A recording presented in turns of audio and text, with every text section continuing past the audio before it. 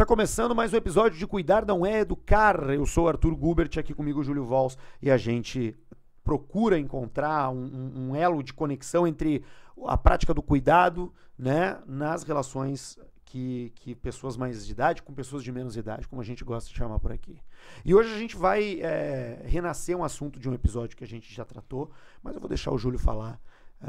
E aí, Júlio? Aqui no livro Uma Aprendizagem, na Clarice, diz assim: uma das coisas que aprendi é que se deve viver apesar de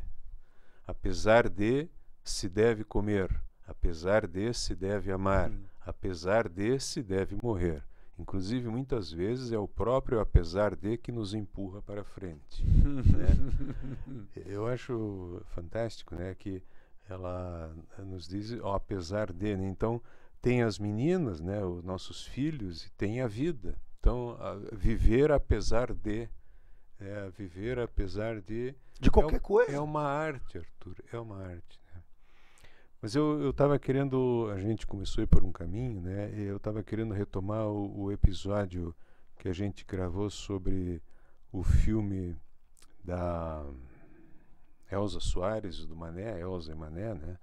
Que naquele episódio, que se não me engano é o 32 da nossa jornada aqui, a gente fala sobre o poder da autoestima. Sim, claro, exatamente. Que foi um programa até onde a gente ele rendeu, né? Rendeu. E ele foi, acho até que ele é um pouquinho mais, um daqueles um pouco mais longos do que o nosso tempo normal. Nos aguentamos mais tempo naquela vez. Porque a conversa estava boa, o assunto é legal, né? E é algo que vale a pena a gente trazer para uma nova análise. Assim. Isso. Então, o que eu fiquei pensando depois, Arthur, é o seguinte, que a autoestima, só para lembrar, para quem não assistiu, recomendo que assista, mas só para dar a tese central, a autoestima é a capacidade que a gente tem de perceber que é capaz de fazer alguma coisa por si. Não é gostar de si. A gente pode gostar, mas se a gente acha que não é capaz de alguma coisa, o gostar vai rala abaixo rapidamente, né? Então, essa percepção é importante. Aí eu fiquei pensando, né, que faltou um assunto nisso aí, que é por que a gente tem tanta dificuldade de perceber que é capaz de? Esse enigma, né? E eu queria, então, refletir sobre isso, porque isso tem a ver com a nossa relação com as crianças. Sim, com certeza. Com a gente mesmo e com as crianças, porque são formas de vínculo, né? Então, assim, é muito importante a gente saber que o que limita, castiga ou diminui a nossa estima é o sentimento de culpa.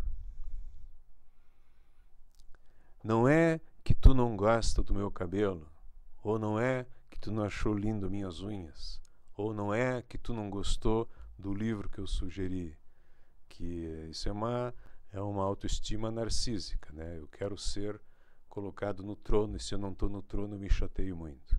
Então, este lugar de querer estar no trono e ser o centro da vida de alguém é uma coisa narcísica. Eu quero ser importante. Então, o eu quero ser importante tem o seu sinônimo chamado sentimento de culpa. Porque quando eu sinto culpa, eu estou falando desse sentimento de culpa. Quando eu sinto culpa, eu estou me achando o centro do mundo. E o que isso tem a ver com a estima baixa? A estima baixa, ou o sentimento de culpa, é uma maneira que eu obturo a minha percepção da realidade de uma maneira tal que eu deixo de perceber como as coisas são para eu pensar como elas são.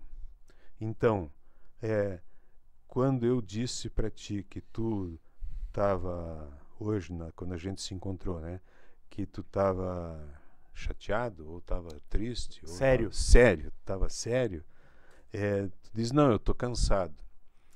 Eu poderia, se eu tivesse mais doente, né, do que eu estou, eu poderia pensar, o Arthur agora vai se chatear comigo que eu fiz uma interpretação errada da fisionomia dele.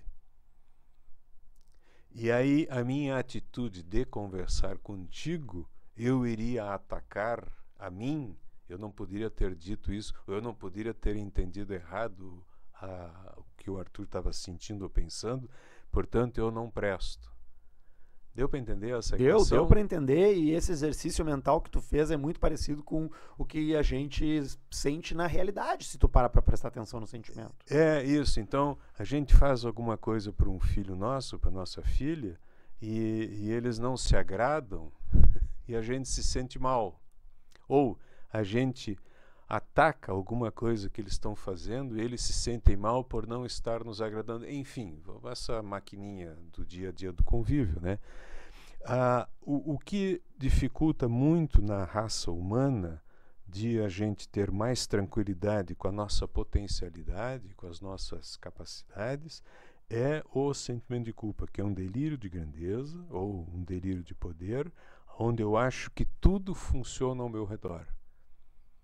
Então, eu dizer tu tá sério e tu dizer eu tô cansado, houve uma disjunção entre aquilo que eu pensava e aquilo que é.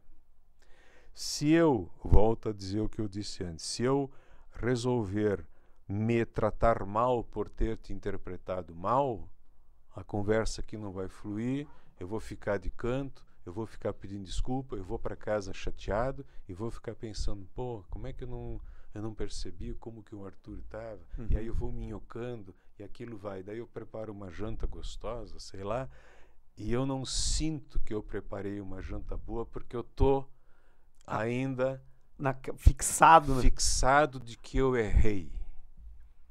E eu errei porque eu parto do princípio que eu deveria saber a coisa correta sempre, que eu deveria ser perfeito e deveria ser capaz.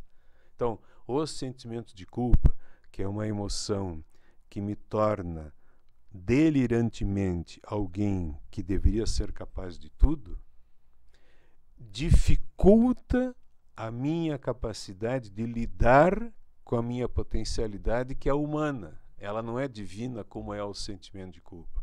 Então, no filme da Elsa e do Mané, tu vê, eles tiveram doença, ele era alcoólatra e não sei o quê, mas mesmo assim ele jogou futebol, ela cantou, fizeram coisas. Apesar de.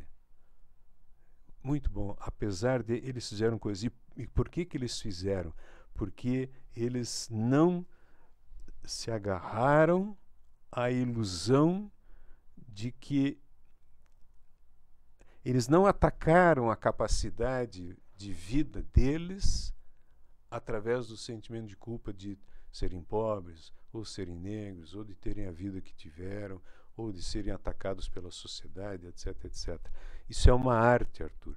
E isso tem a ver com o cuidar, não é educar, porque permanentemente com os nossos filhos a gente pode entrar nessa posição. O meu filho não está bem na escola, puta, o que eu fiz de errado? A minha mulher não sei o quê, onde que eu errei? E sempre que eu vou por esse caminho, a chance que eu tenho de não enxergar a realidade realmente é exponencialmente muito grande. Por exemplo, a criança está lá e deixou o quarto bagunçado. Diz, tu deixou o teu quarto bagunçado. A criança se chateia e não sei o quê. Mas eu também posso dizer assim, tu é um cara tão organizado e deixou teu quarto desorganizado. Também é um ideal, o ideal de que ele tem um jeito e ele se comportou de outro. Agora, se eu sair desse lugar da interpretação culpabilizante e culposa, eu vou poder dizer para ele, cara, hoje o teu quarto está desorganizado. Tá tudo bem, tu te sente bem, tu gosta, vamos arrumar. E pronto, tu tira o ideal errado de que ele deixou desorganizado e o ideal de que ele não é desorganizado e dessa vez ele está desorganizado, tu entende? Sim. Essas duas posições, elas são posições culpabilizantes. E isso faz com que aquela pessoa e eu conversemos no nível de ataque à nossa potencialidade, agindo de uma forma acusatória em dívida a algo que nós deixamos de fazer corretamente. Para quem está no dia a dia da família, né, É muito difícil isso, porque a gente quer que eles se organizem, a gente quer que eles se relacionem com a realidade rapidamente, a gente quer que eles aprendam cognitivamente, a gente quer que eles saibam. Mas eles se atrapalham como todos nós, como todos nós, né? Até tem aqui no mesmo livro da Clarice, no final, uma coisa bem interessante que diz assim: a solução para esse absurdo que se chama eu existo, a solução é amar um outro ser que nós compreendemos que exista. Quer dizer, aquela criança que está ali com alguma dificuldade, se eu conseguir não me relacionar o tempo todo com ela, culpabilizando ou criticando, pode ser que eu consiga descobrir que aquela vida está um pouco atrapalhada. E eu não preciso ofender a atrapalhação dela, porque eu também sou atrapalhado em muitos momentos da vida. Isso é uma arte, Arthur. Como é difícil isso. Mas pelo menos a gente poder falar sobre isso é importante, né? Quer dizer, ajudar a minha vida, quem eu sou, né? Da Clarice, eu existo, e ali do outro lado tem alguém que existe também.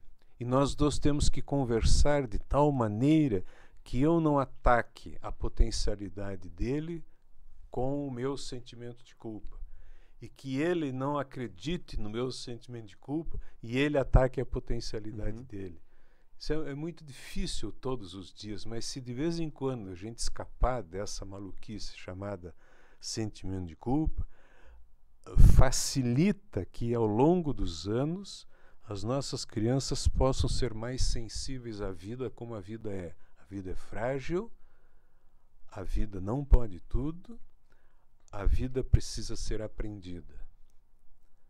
A vida ela tem que ser aprendida e não ensinada. Viver é aprender, não é mais do que isso.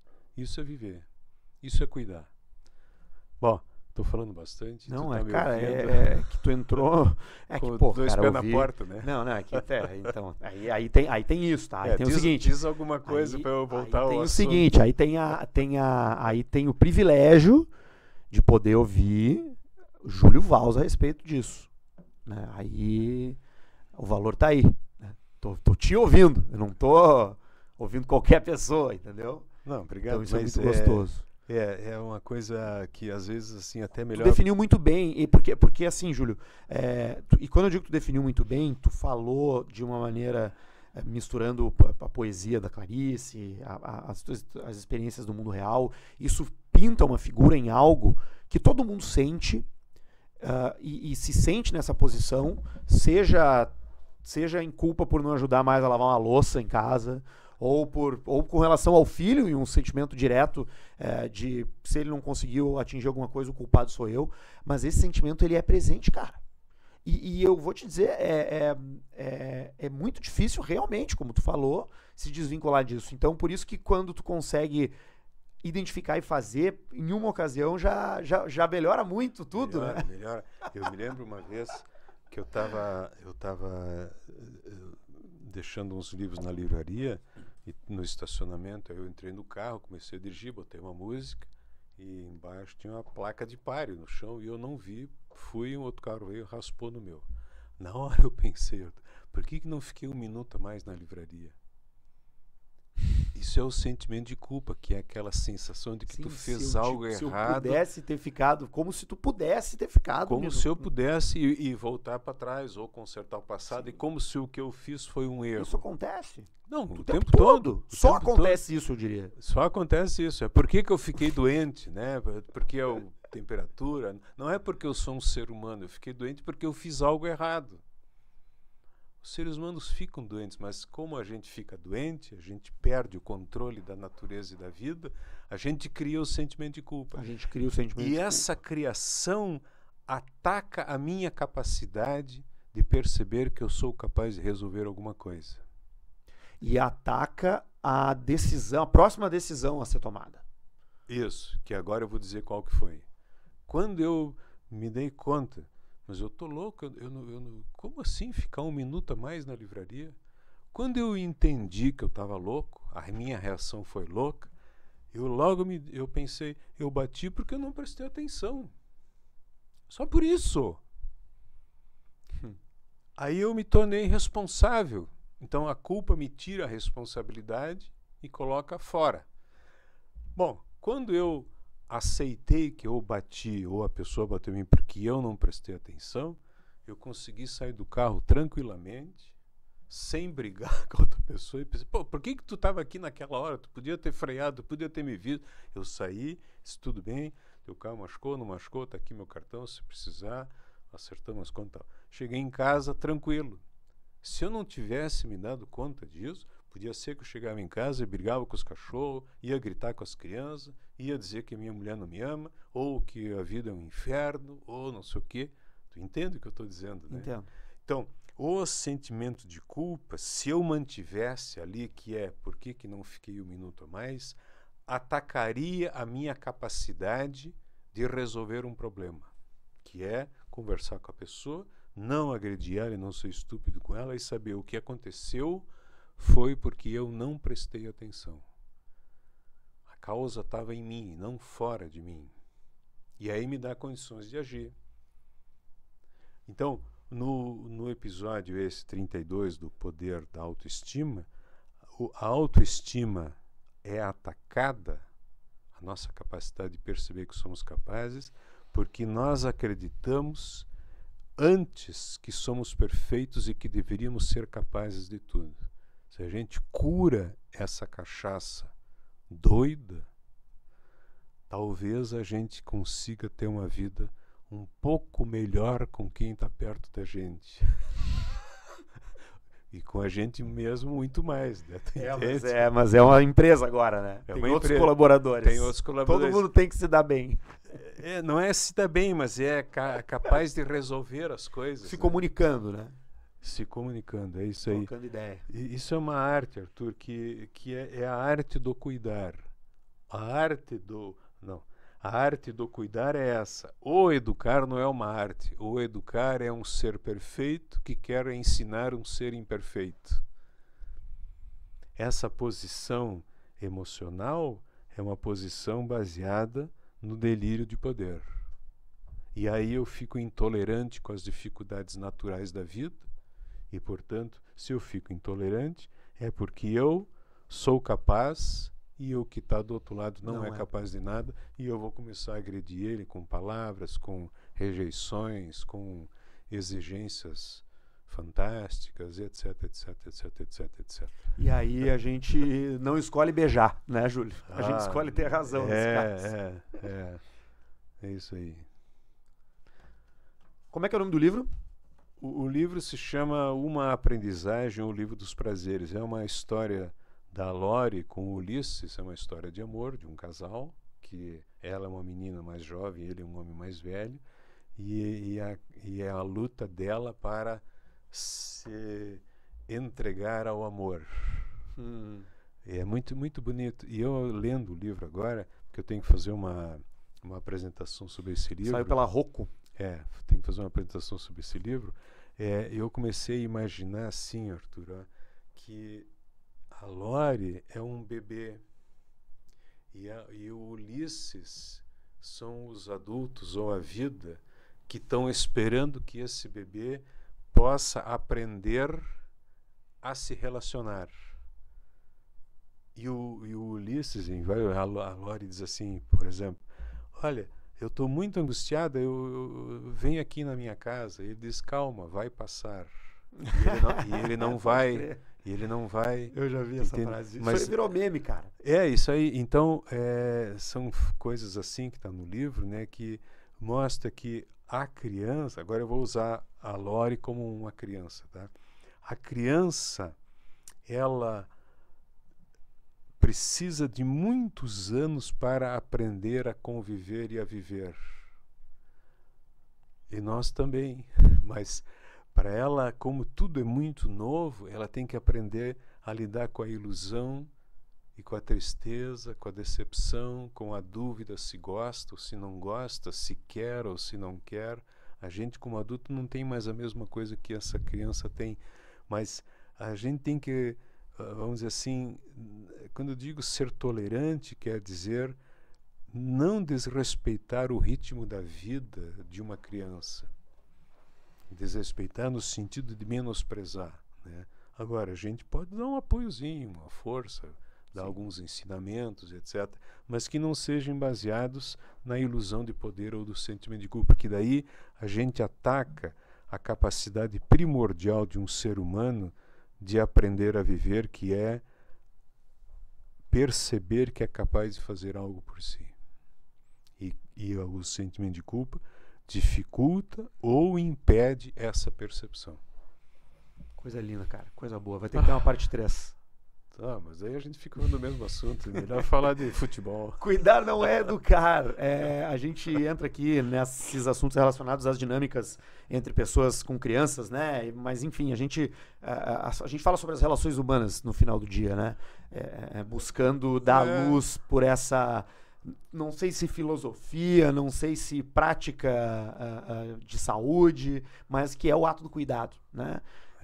Então, os nossos assuntos aqui sempre vão enveredar por esse lado, esperando encontrar eco em alguém que esteja querendo prestar atenção mais nesse lado. Eu vou ler de novo a frase. A solução para esse absurdo que se chama eu existo, a solução é amar um outro ser, que este nós compreendemos que exista. Quer dizer, eu tenho a minha vida, se eu conseguir amar o meu filho, a minha filha, a chance que eu tenho de viver melhor comigo é maior. Mas para isso eu tenho que me dirigir a alguém, né? Cuidar não é educar, tem a parceria do SEAT, Colégio Evangélico Alberto Torres, lá de Lajeado. Espero que você tenha gostado. Eu adorei, e esse daqui é um daqueles de botar coraçãozinho para ouvir de novo depois. E compartilhar, né? Principalmente compartilhar. Obrigado, Júlio. Um abraço.